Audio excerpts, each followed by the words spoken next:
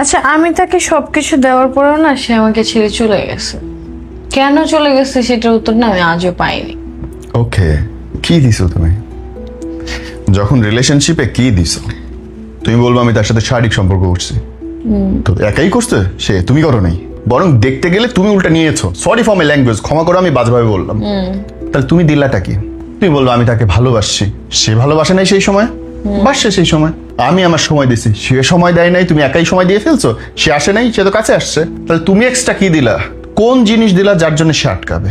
আমরা ভুলটা করি কি জানো বন্ধু, পুরুষ মানুষের এমন একজন জীবনসঙ্গী দরকার যে জেনারেলি পুরুষ মানুষকে কেউ হেল্প করে না, কেউ না, মা বা ভাই ব্রাদার কেউ হেল্প করে না, পড়ে গেলে হেল্প করে না। কিন্তু একটা পুরুষ চায় এমন একটা নারী তার সাথে থাকবে যে পড়ে গেলে তাকে পিঠ দিয়ে ঠেকাবে।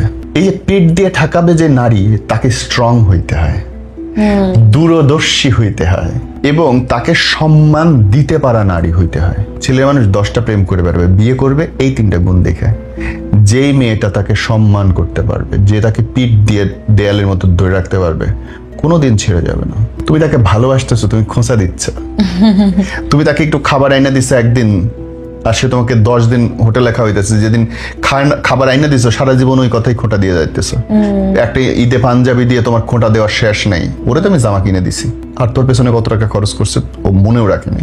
সো বিয়ে করার সময় ওই মেয়েটা তুমি হইছো কিনা, প্রেম করার সময় ওই মেয়েটা তুমি হইছো কিনা যে দেয়ালের মতো পাহাড়ের মতো পিঠ দিয়ে আটকায় রাখবে, কিছুতেই এই ছেলেটাকে পড়তে দেবে না, শেষ পর্যন্ত সাথে থাকবে। তুমি কি সেই মানুষটা ছিলা? নিজের কাছে প্রশ্ন করে দেখো।